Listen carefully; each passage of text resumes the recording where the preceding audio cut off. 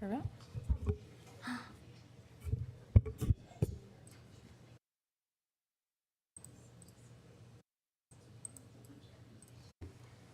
Okay, ready? Okay. Through you, Mr. Chair, I can confirm that it is 4:03 PM and we are now live streaming and recording. You may begin your meeting. Okay, thank you. I'm going to call this meeting to order. This is the Committee of Adjustment for the Town of Pelham. There is a quorum present as well of the committee here. Could you begin by reading the land recognition statement, Ms. LeGros? Yes. Thank you. The town of Pelham is situated on treaty land steeped in the rich history of the First Nations, such as the Ha-de-Wenderonk, Haudenosaunee, and the Anishinaabe, including the Mississaugas of the Credit First Nation. This territory is covered by the Upper Canada Treaties and is protected by the Dish with One Spoon Wampum Agreement. Today, many First Nations, Métis, and Inuit people from across Turtle Island live and work in Niagara. The town of Pelham stands in solidarity with all Indigenous peoples, past and present, acknowledging that our high standard of living is a result of the resources and lasting friendship of the Indigenous peoples. Through you, Mr. Chair, you may proceed with your introduction. Okay, thank you. There's three members of the committee before you today, Brenda Stan, Colin McCann, and myself, Isaiah Bannock. We also have town staff, Assistant Secretary Treasurer Jody LeGros, Town Clerk Sarah Leach, Planning Manager Shannon LaRocque, Planner Andrew Edwards, and Engineering Technician Jim Ledsma. This is a hybrid hearing of the Committee of Adjustment for the Town of Pelham. Everyone present and viewing at home via live stream will be given an opportunity to comment on the applications being heard. Agencies commenting on applications may request that certain conditions be imposed should an application be approved. Voicing objections to these conditions will not adversely affect the committee's decision. The purpose of the application and relative correspondence will be heard, following which the applicant will be given the opportunity to address the application. During the public portion of each application, we will hear from anyone wishing to submit verbal comments or submit a written comment via clerk to clerks@pelham.ca. So anyone looking to do a comment by email should email clerks@pelham.ca. Comments received following the public portion will not be considered. At the conclusion of the discussion, the committee will render a decision and advise of any applicable conditions. Specific wording for conditions may be determined by the committee following the hearing.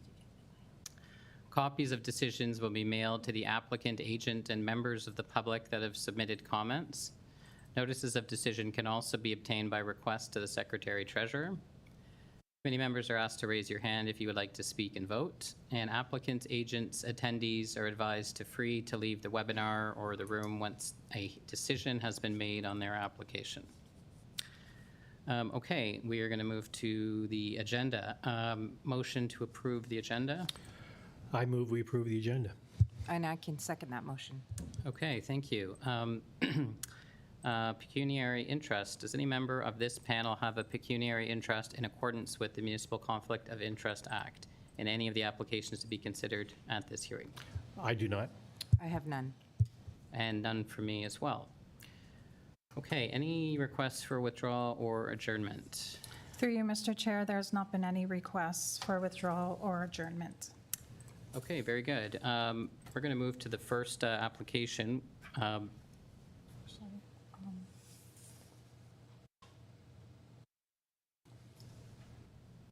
okay.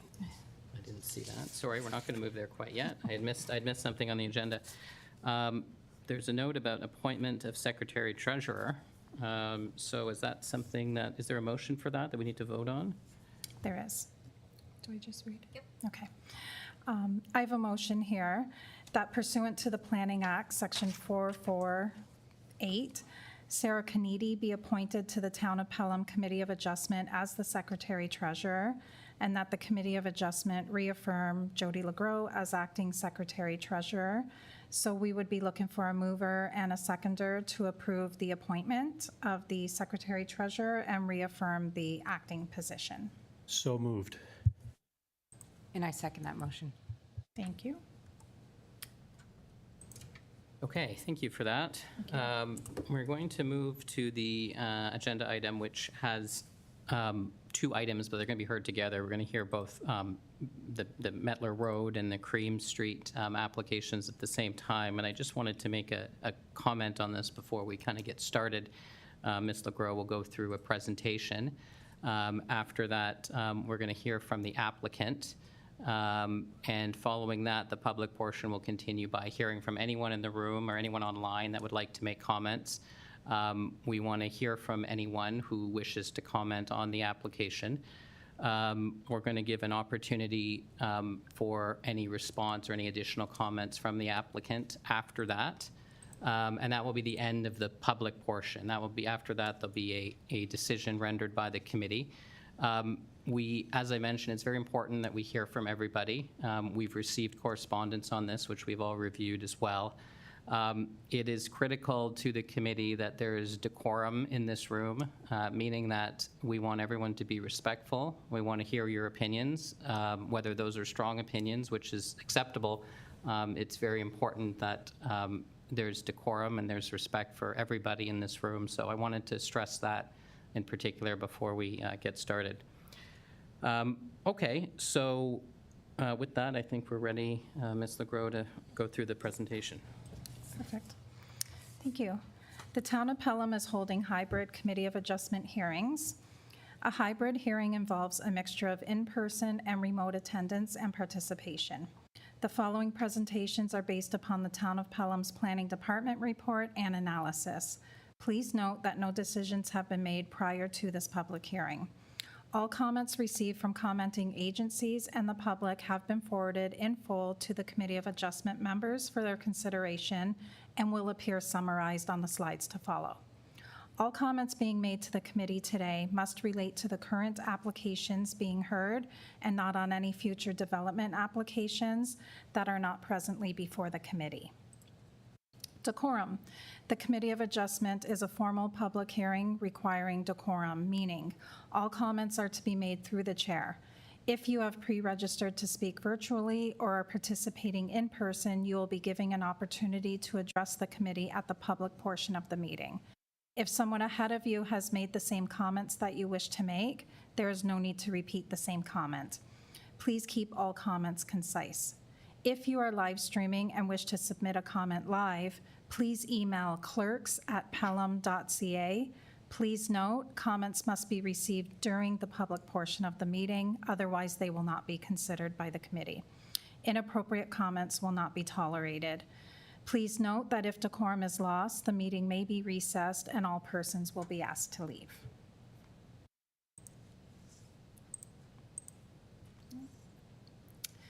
So we'll now proceed with our presentation, and through you, Mr. Chair, for ease, as you mentioned, the two files will be presented in one presentation as the analysis portion is the same.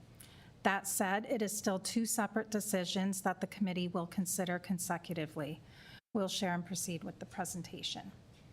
Files B1-2025, 64 Metler Road. Application is made for consent to partial discharge of mortgage and consent to convey 1.266 hectares of land being Part 4 to be added to the abutting property to the east, being Part 3, 635 Metler Road, for future development. Part 5 is to be retained for continued residential use of the single detached dwelling on the property, municipally known as 649 Metler Road. File B4-2025, 1914 Cream Street. Application is made for consent to partial discharge of mortgage and consent to convey 4,082.7 square meters of land, being Part 2, which will be added to the abutting property to the west, Part 3, 635 Metler Road, for future development. Part 1 is to be retained for continued residential use of the single detached dwelling, detached garage, and accessory structure of the property municipally known as 1914 Cream Street. To date, the following comments have been received. Planning Department, Building Department, and Public Works, C conditions. Niagara Region.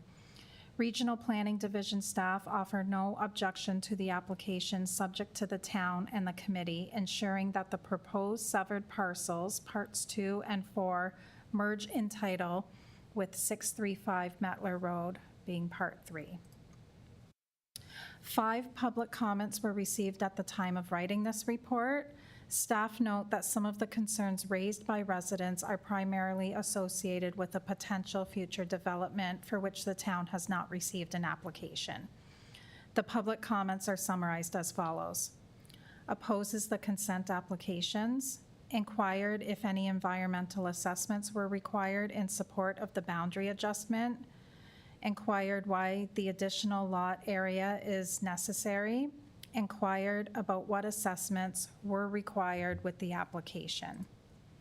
Public comments opposing future residential development of this site include potential drainage issues, potential impacts on groundwater quantity, quality, and existing wells, water supply for future lots, feasibility of the new lots to support septic systems, contamination impacts of future septic systems on neighboring properties, impact on mature tree lines of existing properties, impact on traffic and pedestrian safety, change of character, light pollution from possible streetlights, reduced privacy, and nature of future development.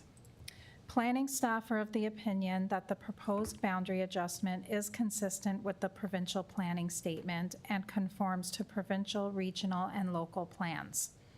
Planning staff recommend that applications B1 2025P and B4 2025P be approved, subject to the following conditions. That the applicant provide a solicitor's undertaking that parts 4 and 3 will merge in title for application B1 2025P, and parts 2 and 3 will merge in title for application B4 2025P. Provide a registerable legal description and copy of the deposited reference plan, if applicable, for the issuance of the certificate of consent for both applications. Provide the final certification fee of $445 per application. Confirm that no existing utilities currently cross the proposed new property lines, and submit lot grading and drainage plans to show that drainage does not negatively impact nor rely on neighboring properties. To you, Mr. Chair, the agents, Mr. William Highcoop and Mr. Eric Bogart are with us today. Okay, thank you, Ms. LeGros. So perhaps we'll start there. Yeah, please, thank you. You can start with your name for us, for our records, please.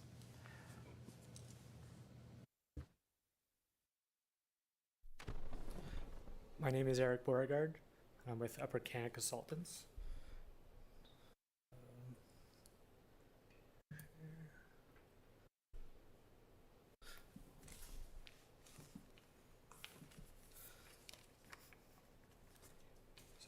Good evening, Mr. Chair and members of the committee. As I said, my name is Eric Beauregard. I'm with Upper Canada Consultants. With me in the audience is also William Highcoop. He's the planning manager at Upper Canada Consultants, and we are acting as the representatives for 1855838 Ontario Inc. In regards to the applications before you today.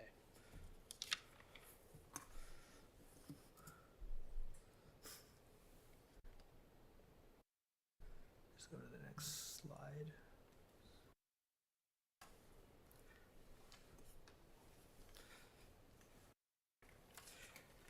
The subject lands are known municipally as 649 Matler Road and 914 Cream Street and are shown on the slide in red.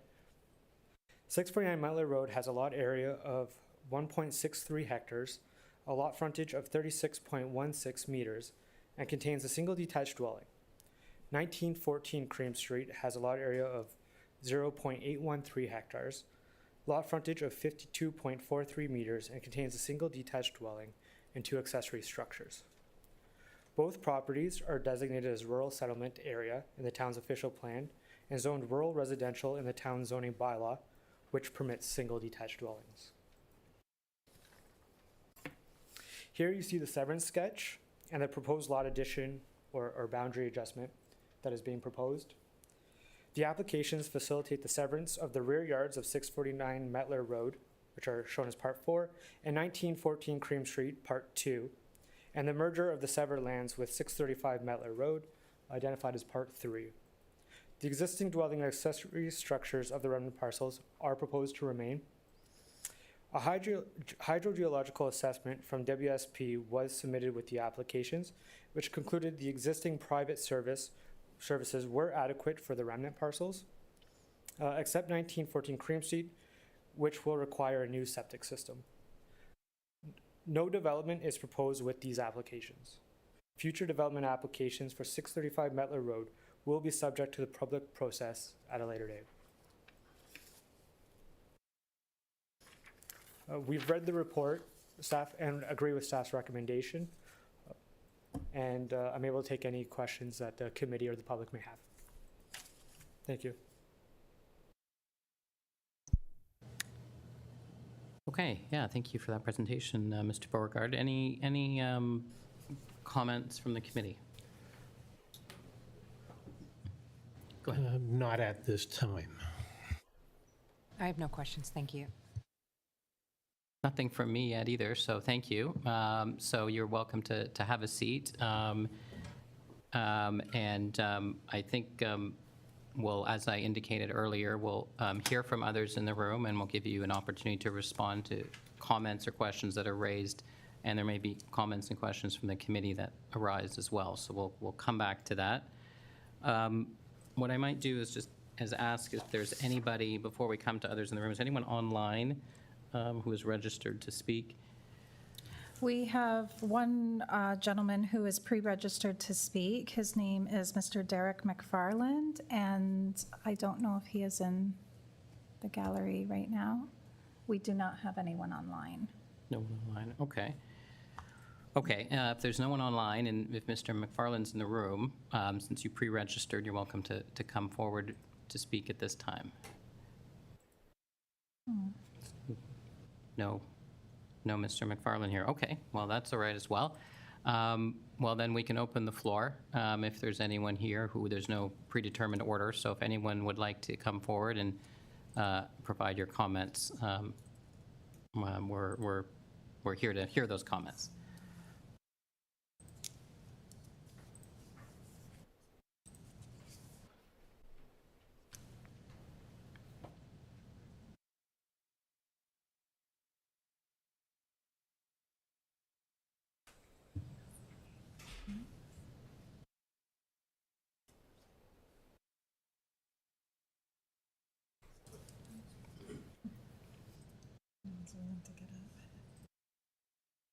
Yeah, thank you, and please start with your name. Yeah, it's Kurt Sickens. Thank Yeah, you. my comment was just, we're just trying to figure out what's actually being built here. Like, is it gonna be a whole subdivision? Where, do they have a plan of how that's all gonna be set up yet? Or is this just basically merging of the properties and that's it? Yeah, I think, thanks for that question. I think it's, I mean, I can describe as a starting point what's before the committee as best I can, and perhaps turn it to staff to answer your question more fully, or perhaps the applicant as well later on.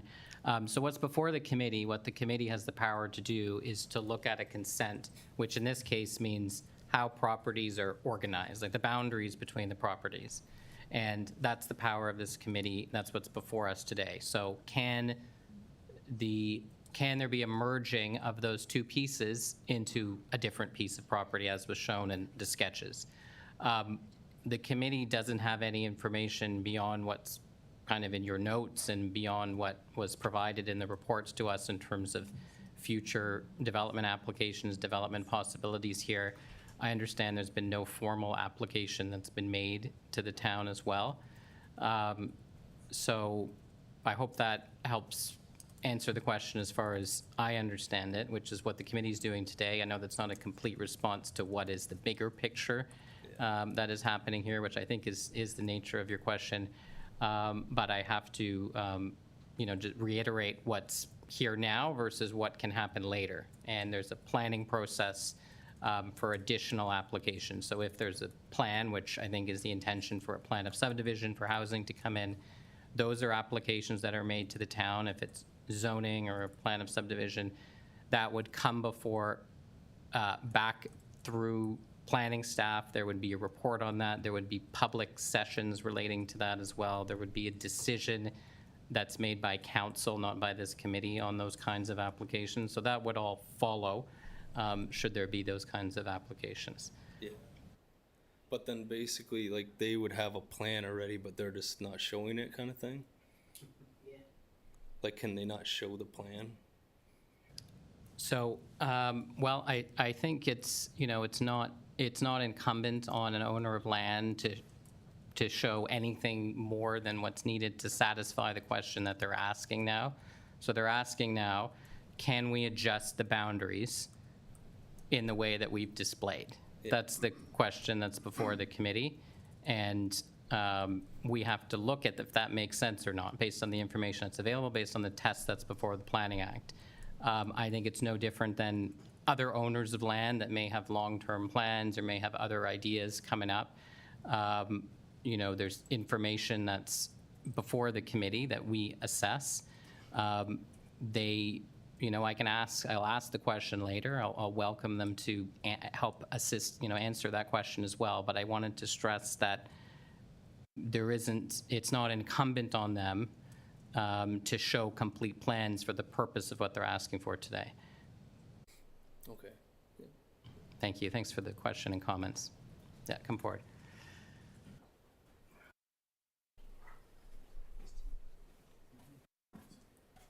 It's on already. So my name's John Tenage, 609 Metler Road in the area. My question kind of goes along with Kurt's there is I would only ask the committee, how can you make a decision to approve joining of properties when the intent is clearly to develop in the area? That has been outlined in the paperwork that we received. That has a potential to negatively impact all of us in the neighborhood. I don't know how you can, with partial information, approve an application to join these properties, knowing that the intent is there when we, as the people who live in the neighborhood, don't have all the information in front of us. Yeah, thanks for that question. Sorry. I don't know if you wanted to looking for a response to that, but I'll try my best. And I'll invite the committee to, of course, I didn't say that last time, but after I speak, feel free to join with your comments as well. I think that, there's certainly a desire to know the story when things are changing around you. But, the committee actually has a positive obligation to make a decision on an application in front of it. It doesn't mean it's a yes or a no or whatever the committee decides. But when an application comes before you, and it's a complete application, it's kind of a technical meaning, if they've done what's needed to make the ask, then the committee will assess that. I don't know any more than that. I don't know the rationale behind what their future plans are. There's nothing inherently wrong with redeveloping property, whatever that may be, if that's one new house, two houses, doing nothing. Our planning system allows that. It's a positive system. This is an area that's designated rural residential. There's an intention that's longstanding for this to be used in that way, generally speaking, in a general kind of sense. So there's nothing inherent that's saying you can't build here. It's not as though we're dealing with an environmentally sensitive area, for instance. That would be you can't look at it, or it wouldn't meet the tests on its face. This is something where there's a question before us. Can you merge title? Can you adjust the boundaries according to the test that's laid out? And they need to complete information for us to make that decision. That's not considered development, as that's a kind of a term of art, where it triggers a lot of other work, a lot of other studies, a lot of other kind of things I saw in some of the correspondence today as well. So that's the basis that the committee looks at this. We are obliged to consider it when it comes before us. So I hope that helps explain what we're doing.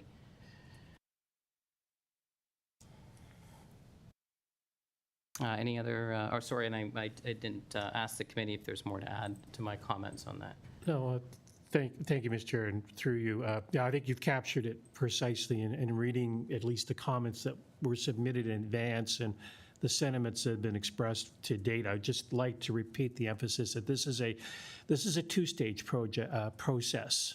We very often hear these these attempts to convey property, and in the majority of cases, we don't know what the intent is. Here, we know that there is an intent, but that doesn't affect the criteria that we have to follow to approve or to refute the conveyance application. I think what's most important to consider, and I've driven down Metler Road many times, it's a beautiful piece of property, even beautiful little stretch of road even this time of year. And I hear the concerns, I understand the concerns, but this is only the first stage of the process, and where you will have your voice to learn more about it is once the developer submits a specific application about what his intentions are. Okay, that'll be through the a public approval process, and it'll go, and correct me if I'm wrong, it will go before council. Okay, and so you'll have the elected representatives in front of you to voice your concerns specific to the application and the information that's provided to you by the developer. Right now, we don't have that information, and we can't assume what it's going to be, good or bad. So again, our criteria for the conveyance application is quite narrow. So with you, back to you, Mr. Chair. Ms. Stan, any comments or questions on my comments? Or The only thing I might add is that we're not approving any development today. We're basically moving a line on a map, moving a lot line. So no developments being approved, no new access are being approved or anything like that. So just thought I'd add that.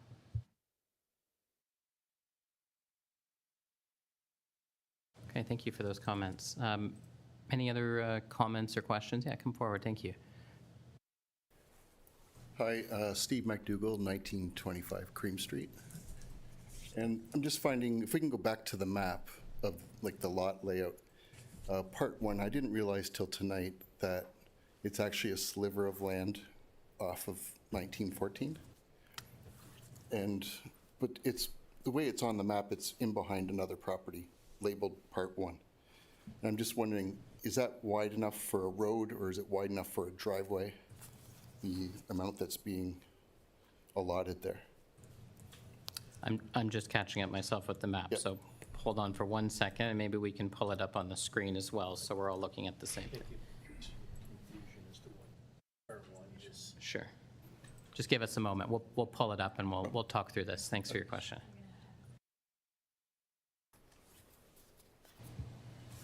We can ask Mr. Bogard if he can pull that up. Okay. Can we ask him? Mr. Beauregard, could you come forward and pull up your presentation? I think that would be the easiest way for us to do it, and then I'll invite Mr. McDougall back up to comment again. Thank you.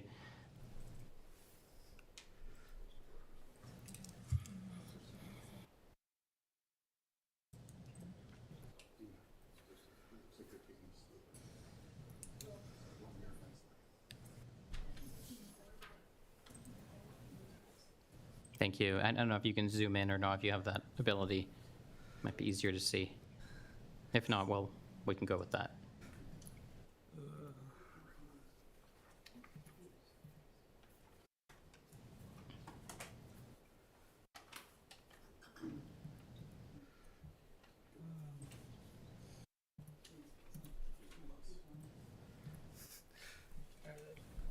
We can use that. That'll work. Yeah, thank you. I think we can see it. Yeah, come back forward. Thank you for your help. Yep, so on the map we received, it doesn't quite look like that, I don't think, but it shows an arrow pointing to along the side of 1914. I'm not sure if that's on that. I can't see from here. Well, I can't see.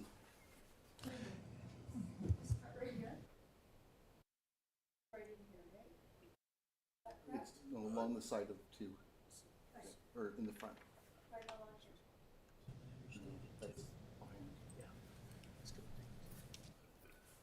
It says it's 10 meters wide, the part one. I believe.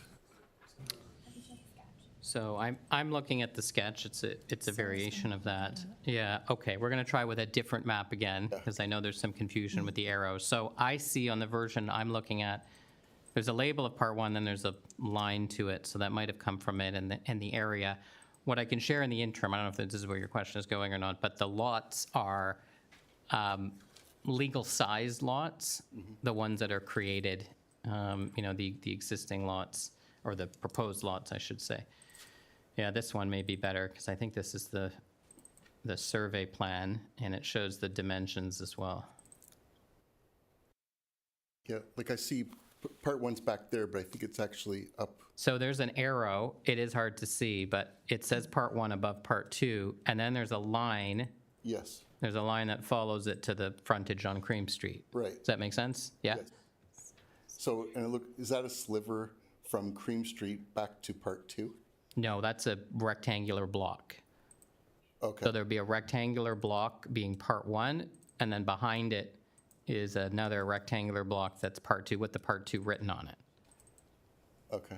Does that make sense? I guess So- I'm not 100%, but Okay, so if I may, Mr. Chair. sorry. Yeah, sorry. I think what you're looking at is 1914 Cream Street is a, we call it a sliver, for like a long and narrow slip. And Mr. Ulrich can correct me, a little more than half of that, back half of that sliver, which you see as Part 2, is what's being conveyed into Part 3. Is that, if I captured that correctly, Mr.? Let's not ask If I through can them. just clarify, Mr. Chair. So Part 1 has 52.43 meters of frontage along Cream Street. After this boundary adjustment, should you decide to approve it, it will continue to have 52.43 meters of frontage. So there's no sliver of land. The existing width of the property today is going to be the existing width of the property after. So literally, it's 1 acre. The 1914 property is proposed is just roughly just over 2 acres. So we're taking the acre in the backyard and adding that to 635. So the existing house will continue to be there as a 1 acre property, the full width of that property. So there won't be an access out to Cream. Correct. So Mr. Harcoop, I would ask that questions go through the chair, and I appreciate both of you clarifying this. It's very helpful, but we'd want to be careful with how we address the question. So I think we all understand. I'll try explaining it again, and I'll invite anyone to step forward if there's a question about it. But there's going to be a rectangle piece in the front that's an acre, that's labeled Part 1, and then a rectangular piece behind it that's Part 2, and there's no slivers in that section. We got it now. Okay. Any other comments or questions on that?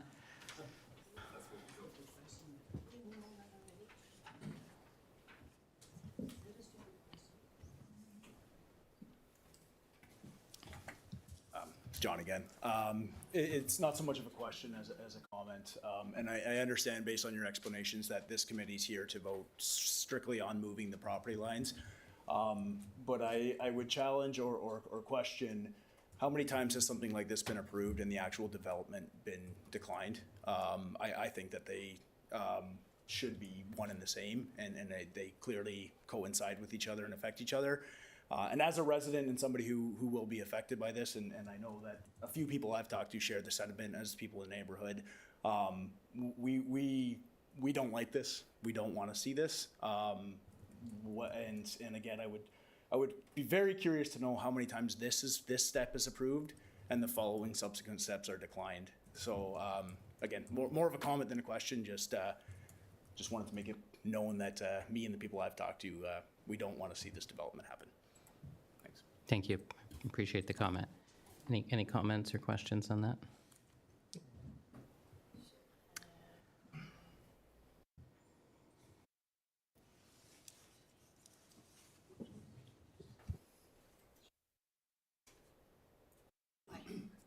I don't like speaking in front of people. Jenny Hamilton, I'm at 1929 Cream.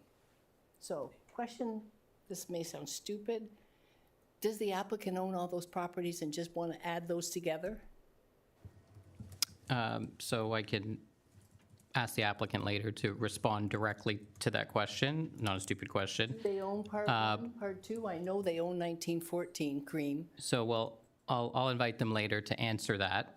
Certainly, you have to have permissions of the owner to make this ask. You can't just merge someone else's land. So the planning department, when they receive this kind of application, make sure that they have the permission, right, regardless of the ownership, that you have to have permission of the owner, or you have to own it in order to make this kind of application. You can't just take someone else's land from them. So the bottom line is then the owner wants to make part two, part one, and part four, all of part three. Wants to have the whole thing, because now it's all severed. Is that So my not, understanding? not quite. What they're looking to do is, instead of 1 and 2, 1 and 2 right now is one piece, even though it's labeled 1 and 2. Want to split it? And they want to split it, but then 2 is going to merge in title with 3.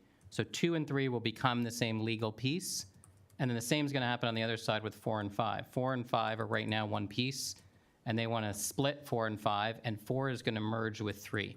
So in other words, if the committee approves this, there would be a part 5, a part 1, and a 2, 3, 4, that's one piece. It's no Okay, longer where's separate five? pieces. Oh, 5's way over. Is 5 5 on is- the west side of Belfair, or is it on the east side? That fronts onto Metler. Oh, it fronts onto Metler. You guys know that part of 5? Because I don't.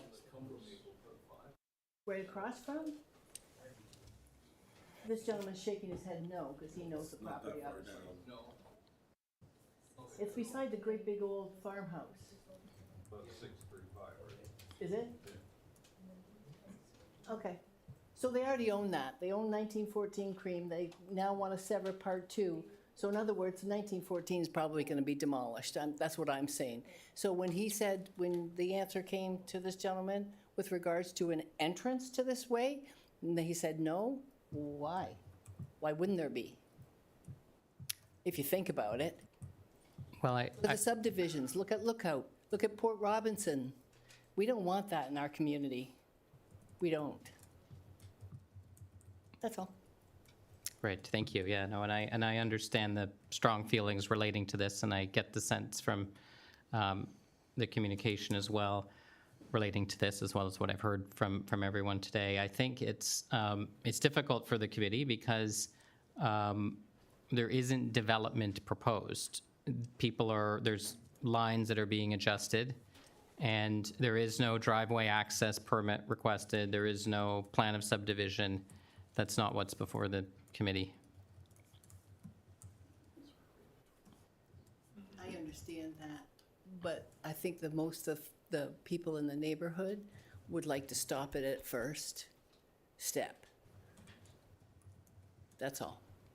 I A understand. lot of us feel strongly with our wells, our cisterns, our hydro that goes out all the time, all of that, that we'd like to have considered. If you stop it now, then maybe there will not be another meeting. That's all. Thank you. Any other comments or questions on that? Okay. Yeah, thank you. Any other comments in the room?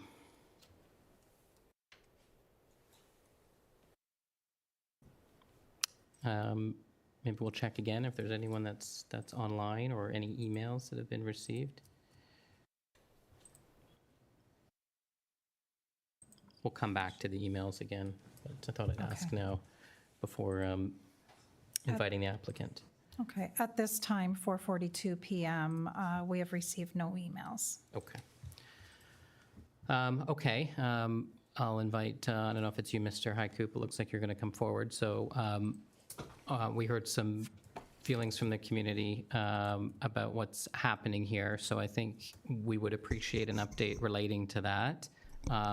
Some other comments, I'm going to leave the floor to you to comment on that.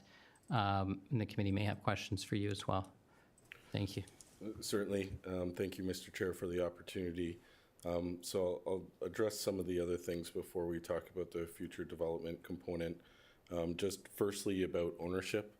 So the existing properties are owned by Richard DeCourt. He also owns the numbered company that 635 is in ownership. Those were in the planning world what we call checkerboarded, so that they didn't automatically all merge. So the three dwellings wouldn't become one property as of on title. So the parts 4 and 5 are owned personally by him, and parts 1 and 2 are owned personally by him, whereas part 3 is owned by his corporation, so they automatically didn't all become one property.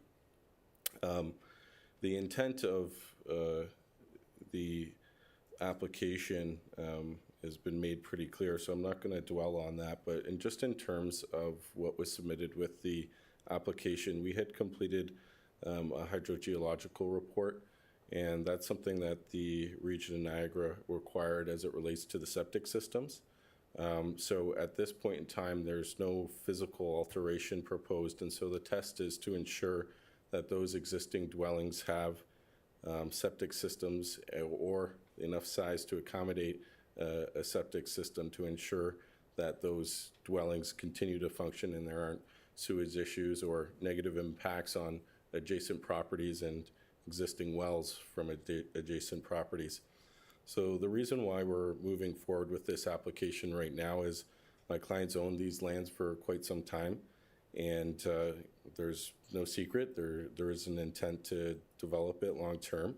However, we're going through an extensive application process that requires a number of studies, such as an environmental impact study, a stormwater management report, another hydrogeological report, and the list goes quite on. So as time moves forward, he has these 2 existing dwellings that he wants to dispose of because they're additional and they were part of the property. So that's really the intent of the application of this time, is to consolidate the opportunity for future development while not having to retain those existing dwellings.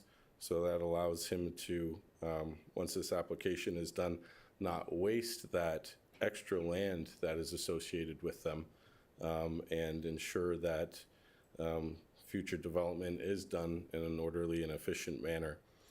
So just in terms of the future applications, I think there's a lot of concern about a subdivision going in here that would be similar to, I think Lookout was quoted, and there's quite a number of other ones locally in town. The situation with North Pelham is quite different than it is in Fonthill proper. North Pelham is what's called a hamlet area. So while it is technically an settlement area where development is permitted, agricultural land development is not permitted. So there is an interim step or an interim designation that North Pelham has that is different from Fonthill, that is different from the surrounding agricultural community.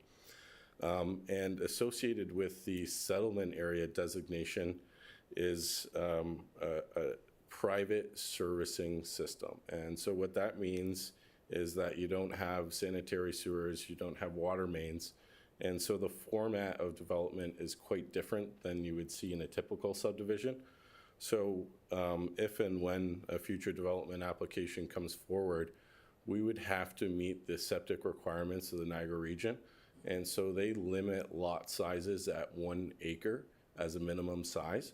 So as you can see, parts 1 and 5 here are, just around that 1 acre mark, just slightly over 0.4 hectares. And so that would be a similar format of development if and when the future application comes forward, where it's not a full dense subdivision that you would see, let's say in Fonthill property. It would be more of an estate lot subdivision that had a minimum lot size of 1 acre. So we have been undertaking studies. We will be bringing forward applications later this year, should we get approval. But I think whether or not this application gets approved today doesn't change our ability to develop long-term. It just allows us to dispose of these existing dwellings now while we either explore other opportunities for assembly or decide to bring a development application forward at that time. So I hopefully that gives some clarity into comfort and understanding what we're doing here today. And if there's any follow-up questions, I'm certainly happy to answer them. Thank you. Any questions? Just want to, I hear what you're saying about not being a lookout-sized parcel. And I'm not going to, any ballpark figure on how many properties or how many homes you would put in this lot? Yeah, so well, you can see the lot areas, right? So you can do the math fairly quickly and come up with a minimum number of lots. But what will actually dictate the number of lots isn't necessarily the minimum lot area. It will be the hydrogeological report, the septic report, that understands the amount of gray water that comes out of the septic beds. And any application that we make has to ensure that the dilution of that gray water happens at a good enough rate so that the bloom coming out of the septic systems aren't allowed beyond the property lines. So that's, truthfully, I can't actually answer your question right now because we don't have the results of the septic report. But depending on what that result is, you could take the area of part 2, part 3, and part 4 and do some quick math and come up with a ballpark number. Naturally, from a development perspective, we want to make efficient use of the land, but we've got to make sure that we do it in a safe manner, that there's not going to be negative impacts on surrounding properties and their ability to use their property, and we don't want anyone getting sick, right? So. Thank you. And additional questions? No. Good, thank you. Stan? Sorry, before you go, Mr. Haiku, what type of applications are you anticipating? Plan subdivision, is there zoning that may be required? We will definitely be coming forward with a plan of subdivision application. So as you know, that's something that goes to council. The existing rural residential zoning already permits the lot sizes that we're looking for, so we won't likely be coming for a zoning. There may be a variance or two depending on the individual designs, but these will be custom homes down the road, and I can't begin to contemplate exactly what a future owner may decide to design and whether or not they want to come for a variance, but it's not our intent to submit any zoning changes that would be a draft plan of subdivision application. Thank you. Maybe I'm just going to ask a question of staff, but I might come back to you. What, if I could ask Mr. Edwards or Ms. LaRocque, what's the process for a draft plan of subdivision application? So once the applicant finishes the work that they're doing, submits it, I know there has to be a complete application. There can be rounds of that as well. What does the process look like from there? What can be expected? Through you, Mr. Chair. Once the town receives complete applications, then we'll set a public meeting date and you'll receive notices in the mail. So everyone will have a notice within 120 meters of the property. In the mail, they'll also put up signs on the property, and then a public meeting will be held in front of council. Once staff have had the opportunity to review all the comments that are received from members of the public, from council, and also from agencies that also comment, like Niagara Region, for example, about the hydrogeological study, then staff would be preparing a recommendation report for council to make a final decision. Thank you. Any comments on the application process? Mr. Haikoop, I'll just ask you if there's anything anticipated you want to add in terms of the application process and what public might expect. Yeah, so exactly as Shannon described, I think what I would say one step further is should council make a positive decision, we don't know that yet obviously, but should they, that draft plan of subdivision would have a series of conditions associated with it. And that would be for things like designing a roadway access in, for doing grading design and stormwater management. So there's an additional step. It's not like council approves it and they start building tomorrow. There's usually dozens of conditions and other detailed design things that go into the plan of subdivision. And all those documents and drawings then get submitted to the town for what's called the final approval. And through that process, then the relevant staff departments and agencies have to be satisfied before we would enter into what's called a subdivision agreement. And that would be required before construction could commence. So even if an application is filed, say sometime this spring or summer, it likely would take quite some time to get through a council process, and then at least another 6 or 9 months afterwards before construction would commence, should the approval be granted. And that question on construction is really a weather question. Sometimes it's better to wait until the summer months when it's dry than make a big mud pie. So that would certainly be part of the consideration should we get there. Thank you. Any other comments arising from my questions? No. Okay. So I will invite you to come forward, but I must kind of caution everyone as I do that, that we had run this meeting by having all kind of public comments received and then given the applicant an opportunity to respond. But I don't want to leave anybody out, sir, and I know you didn't make a comment earlier, so I will, if you were looking to speak to something, I'll invite you to do that, and we can go from there.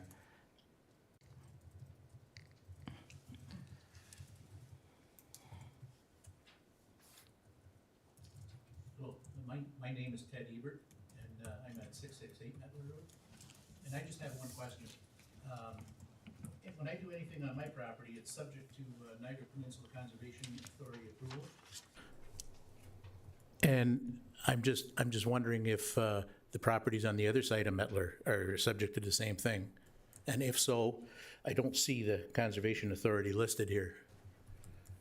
Yeah, thanks for that question. I didn't see anything about the Conservation Authority either. Maybe I can ask that of staff.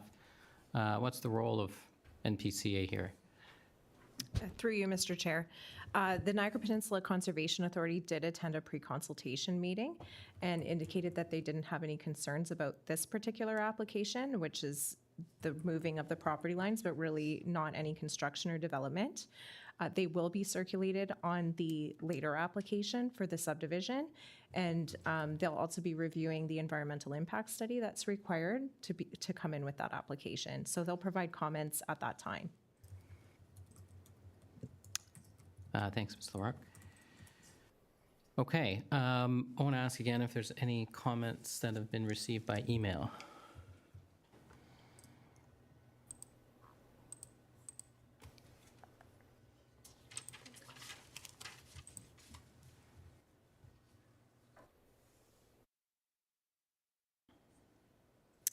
We do have one comment. There is a comment indicating the 1987 zoning bylaw indicates that the land in question was zoned agricultural. Please confirm. Okay, so question about the zoning. I heard from the presentation, the materials, that the existing in effect zoning is rural residential, but I'll invite staff to comment on this as well, that what's the effect of the 1987 zoning bylaw on this application?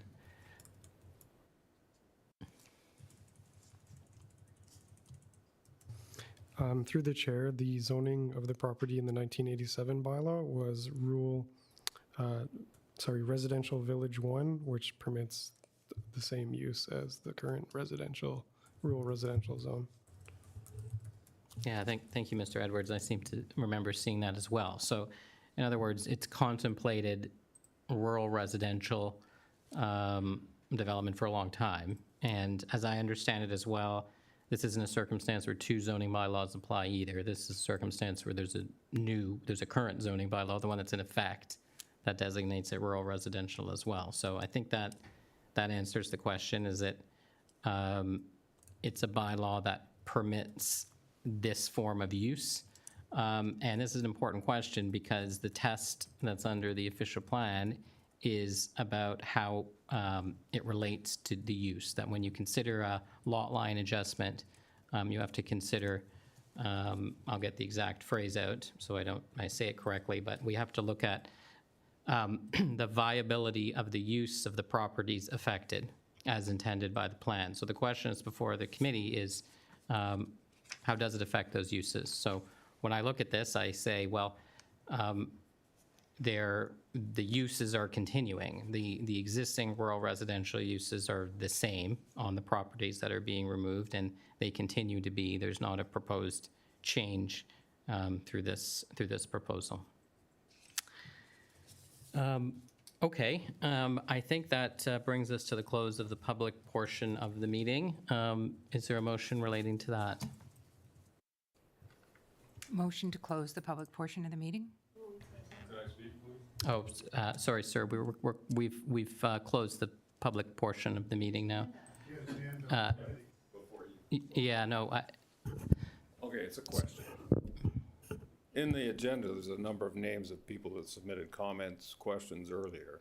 Are you going to address those in this meeting today? You also showed a slide about concerns, and I'm not sure I've had all those concerns addressed today.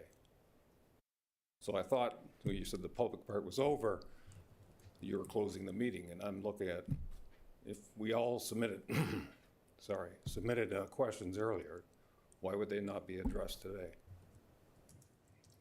so, sorry, sir, I didn't catch your name when you... Steve Southwell, 1926 Cream Street. Okay, thank you for those comments. Certainly, the committee has all of the comments that have been submitted. I read them very carefully. The committee doesn't directly respond to all the questions as part of this session. That's not the format of this meeting.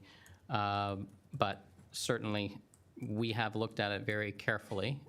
There was a summary provided as well as part of this work, Right. so that's where it sits. But that summary, are we not going to address that today? Like the slide of, there was 8, 9 bullet points on that slide around resident concerns. Like, are we not going to address those? Have these individuals answer those questions as part of this forum? I am not sure I think the answer to that is, we've considered the questions. There's not we've gone through the materials. There's responses either inherently, some of them were responded to kind of more directly, some maybe not. The committee looks at all of the comments in making its decision, but it's not the intent to go through every single comment and provide a response. Well, could you bring the slide up with the bullet points on it, please?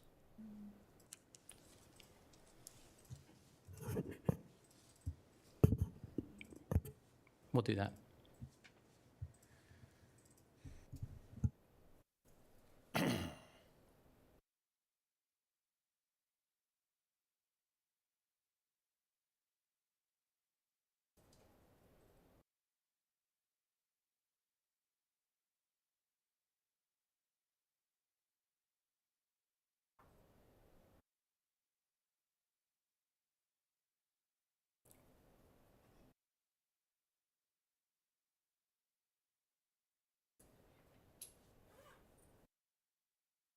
So we talked about the environmental assessment. So if this was not passed today, like part 2 and part 4 aren't merged with part 3, they could still do a development on the existing 16 acres that they have in part 3. Is that correct? I'm not sure about the size, but that's correct. Part 3 can be developed as they see fit. So it's really just a bigger parcel by severing 2 and 4 That's right. and merging, which theoretically means more houses. It becomes a 20-acre parcel, which could be a maximum of 20 new homes. And as our neighbor said, they have to have road access.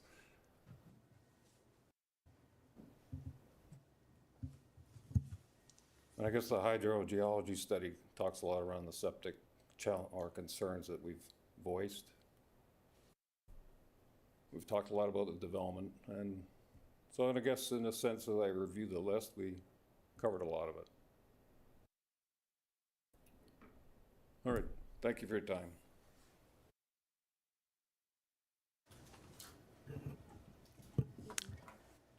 Okay. I don't want to, again, prematurely close the public meeting. We do have a process, though, so I want to ask very clearly if there's anyone else who wishes to speak before we go through the next steps as well. Okay. Any additional emails or comments that have been received? No, I can confirm it is 5:03 PM, and I have just checked the emails. There are no additional emails. So we would be looking for that motion to close the public portion of the meeting and move to committee. Okay. Motion to close the public meeting. And seconded. All right. Any comments from the committee?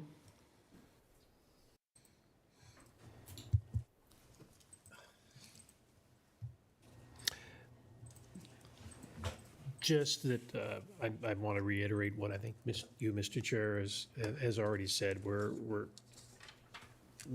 being asked to jump ahead and consider the development of the property, and I think, as town staff have specified, as the applicant has specified, there are still a number of hoops that have to go jumped through before the development itself is approved. And what we're doing is we're just adding 2 small parcels of land to a larger parcel of land, which is already been at least taken that first step towards having the development started, or at least the process for approval started. Adding these 2 small parcels of land will make it slightly bigger, but I think as the developer has said, he has to satisfy the environmental aspects of it. So things like the water and the sewage are going to be issues that are going to have to be addressed, and all that will be public. All that will be part of the approval process. And, if you are really concerned, you will be back in this room again before council to approve the final development plan. So, those are my comments, as long as make sure that everybody understands what our criteria is to convey these 2 small parcels onto the larger parcel. So back to you, Mr. Chair. Thank you.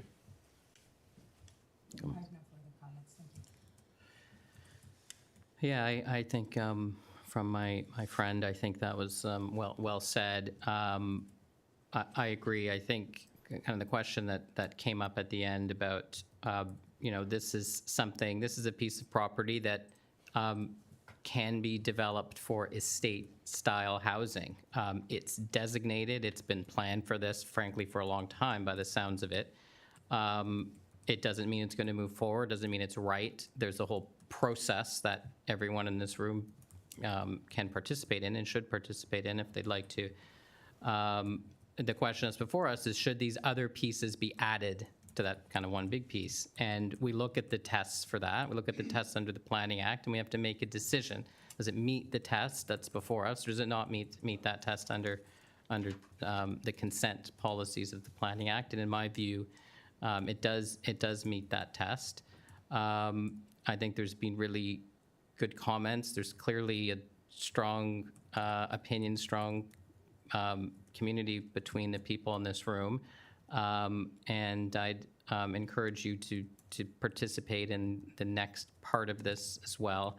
And as that process kind of unfolds. So those are my views of that, and I'm happy to take a vote on this from the committee.